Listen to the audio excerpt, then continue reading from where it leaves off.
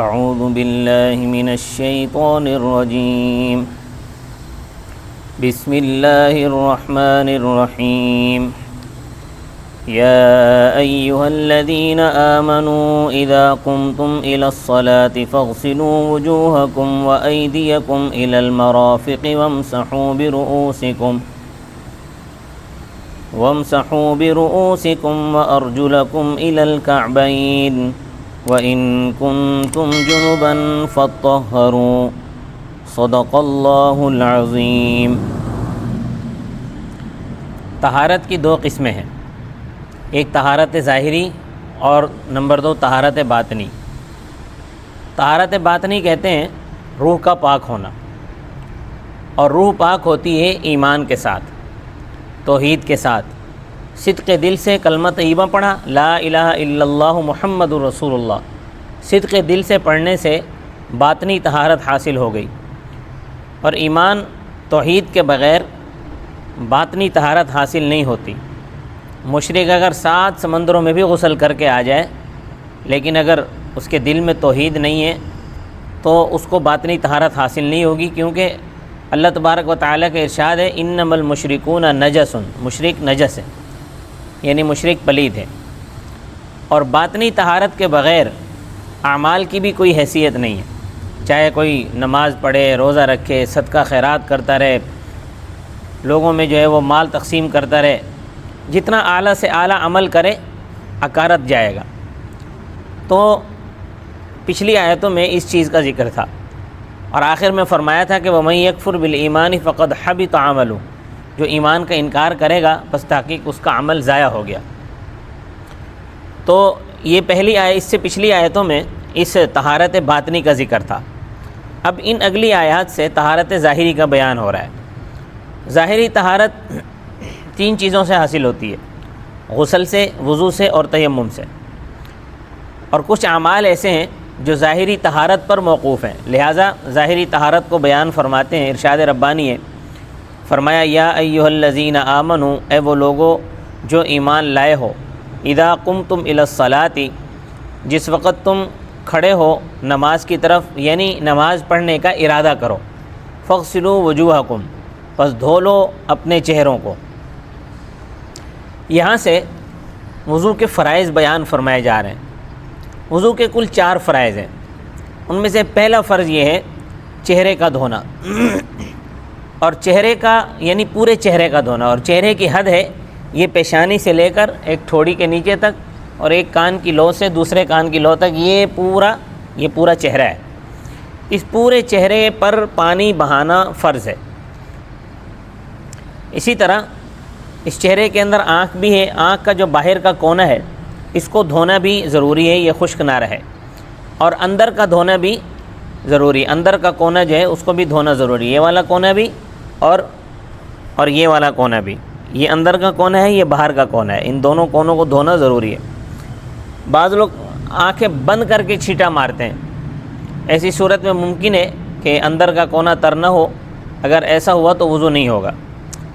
دوسرا فرض وَأَيْدِيَكُمْ إِلَى الْمَرَافِقِ، اور اپنے ہاتھوں کو کوہنیوں تک، کوہنی کا یہ کوہنی کی جو ہڈی ہے، یہ کوہنی کی ہڈی ہے، اس کا دھونا فرض ہے۔ اگر یہ خشک رہ گئی تو وضو نہیں ہوگا۔ اور یہ مسئلہ بھی یاد رکھیں کہ اگر ہاتھ پر کوئی رنگ روغن لگا ہوا ہے، اور وہ رنگ روغن ایسا ہے کہ اس کی وجہ سے جلد پر پانی نہیں لگتا، تو اس صورت میں اس رنگ روغن کو اتارنا ضروری ہے، اس کے بعد پھر وضو کرنا ضروری ہے۔ اگر اس کو نہ اتارا تو چونکہ پانی جلد تک نہیں پہنچے گا تو اس لیے وضو نہیں ہوگا، کیونکہ ایک فرض میں کوتاہی ہو گئی۔ اسی طرح عورتیں ناخنوں کے اوپر ناخن پالش لگاتی ہیں، تو یہ ناخن پالش بھی ایک قسم کا لیپ ہو جاتا ہے، اس لیپ کی وجہ سے ناخنوں پر پانی نہیں لگتا۔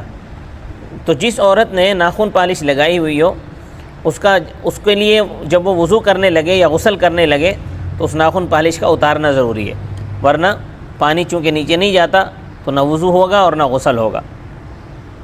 نماز پڑھنے کے باوجود بھی نماز نہیں ہوگی، اگرچہ فقہائے کرام کا اس میں اختلاف ہے، مگر فقہائے کرام رحمۃ اللہ علیہ کی ایک بڑی تعداد کا نظریہ یہ ہے کہ اگر کسی نے بغیر وضو کے سجدہ کیا تو اس کا نکاح ٹوٹ جاتا ہے، یہ کوئی چھوٹا مسئلہ نہیں ہے، بہت بڑا مسئلہ ہے، بلکہ پہاڑ سے بھی بڑا مسئلہ ہے۔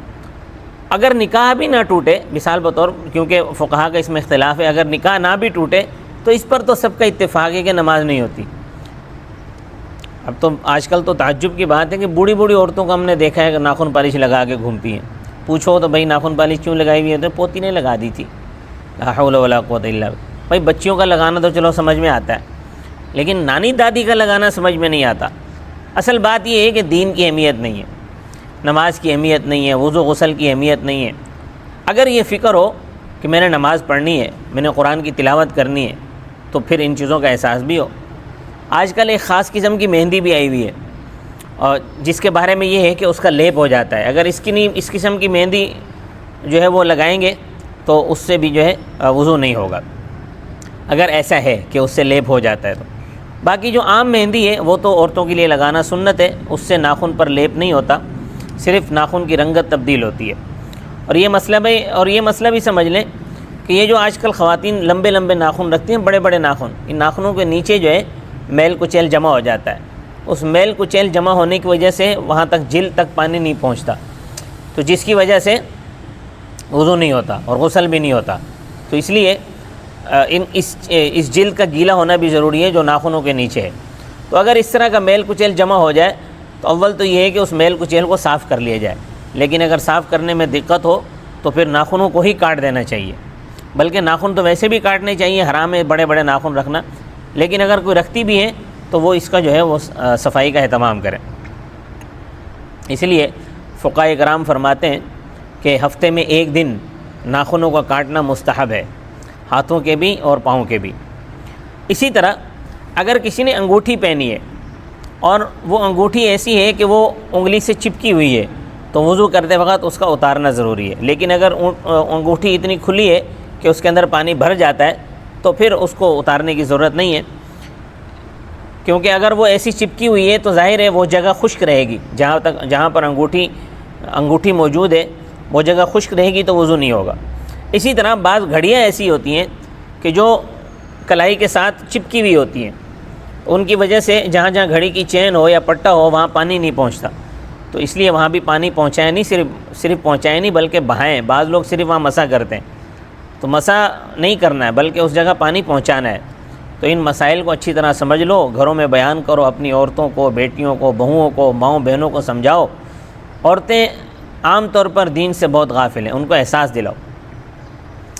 اور تیسرا فرض ہے وَامْسَحُوا بِرُؤُوسِكُمْ، اور مسح کرو اپنے سروں کا۔ دیکھیں سر کے چوتھائی حصے کا مسح کرنا فرض ہے اور پورے سر کا مسح کرنا مستحب ہے، یعنی سنت ہے۔ حدیث پاک میں آتا ہے کہ آنظر صلی اللہ علیہ وسلم مسح اس طرح کرتے تھے کہ اپنے دونوں ہاتھوں کو یوں پیچھے کی طرف لے جاتے تھے، پھر پیچھے سے واپس یوں آگے لے آتے تھے۔ اور مسح جو ہے وہ ٹوپی، رومال اور پگڑی اتار کر کرنا ہے، کیونکہ مسح سر کا کرنا ہے، ٹوپی، رومال کا یا پگڑی کا نہیں کرنا۔ اور چوتھا فرض ہے وَأَرْجُلَكُمْ إِلَى الْكَعْبَيْنِ، اور اپنے پاؤں ٹخنوں سمیت دھو لو۔ ارجلکم کا عطف ہے وجوہکم و ایدیکم پر، یعنی جس طرح چہرے اور ہاتھوں کو دھونے کا حکم ہے، اسی طرح پاؤں کا بھی دھونا فرض ہے۔ لیکن پاؤں کو بھی بڑی احتیاط سے دھونا چاہیے۔ عام طور پر ہوتا ہی ہے کہ پاؤں کی ایڑیاں خشک رہ جاتی ہیں۔ حضرت صلی اللہ علیہ وسلم نے ایک شخص کو دیکھا، اس نے وضو کیا مگر اس کی ایڑی تھوڑی سی خشک رہ گئی، فنادا بِأَعْلَى صَوْتِهِ، آپ صلی اللہ علیہ وسلم نے اس کو زور سے آواز دی، وَيْلٌ لِلْعَقَابِ مِنَ النَّارِ، فرمایا وَيْلٌ لِلْعَقَابِ مِنَ النَّارِ، آپ نے اس کو بلند آواز سے فرمایا کہ یہ جو ایڑیاں خشک رہ گئی ہیں یہ تمہیں دوزخ میں لے جائیں گی۔ یہ بات 3 مرتبہ ارشاد فرمائی، اور یہ روایت بخاری شریف میں۔ تو یہ 4 فرض ہیں وضو میں۔ باقی کلی کرنا، ناک میں پانی ڈالنا، دونوں ہاتھوں گٹوں تک دھونا، مسواک کرنا، قبلہ رو ہو کر وضو کرنا، اس کے علاوہ اور بھی بہت ساری چیزیں، یہ ساری چیزیں سنت ہیں اور بعض چیزیں ان میں مستحب ہیں۔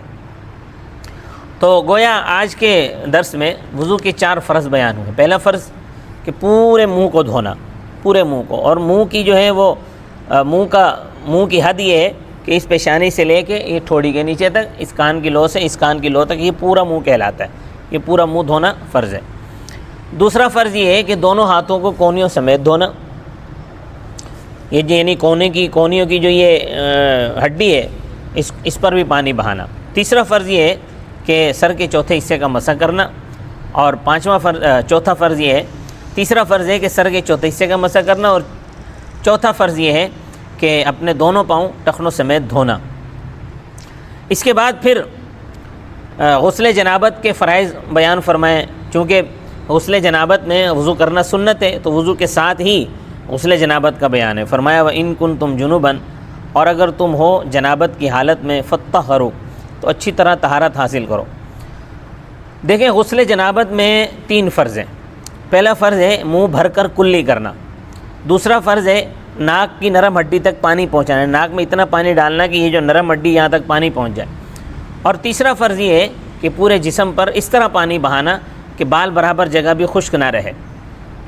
یہ 3 فرض ہیں غسل کے۔ آج صلی اللہ علیہ وسلم نے فرمایا ان تحت کل شعرۃ جنابۃ، بے شک ہر بال کے نیچے جنابت کا اثر ہے۔ حضرت علی رضی اللہ تعالیٰ عنہ نے پٹے رکھے ہوئے تھے، ایک دن تشریف لائے تو سر منڈوایا ہوا تھا، تو صحابہ کرام نے پوچھا کہ حضرت آپ نے سر منڈوا لیا، آپ نے تو پٹے رکھے تھے، بڑے خوبصورت لگتے تھے۔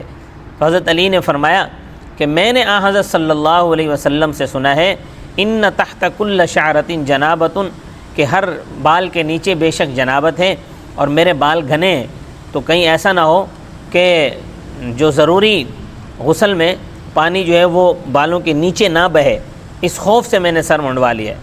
تو جنابت کی صورت میں کمال طہارت کرنی ہے، کوئی جگہ خشک نہ رہے، اس طرح طہارت حاصل، اس طرح اپنے جسم پر پانی بہانا ہے۔ اللہ تبارک و تعالی کل کے انشاءاللہ درس میں تیمم کا طریقہ بیان کیا جائے گا، تیمم کے کچھ احکام بیان کیے جائیں گے۔ آج بھی آدھی آیت کا ترجمہ و تفسیر بیان کی ہے۔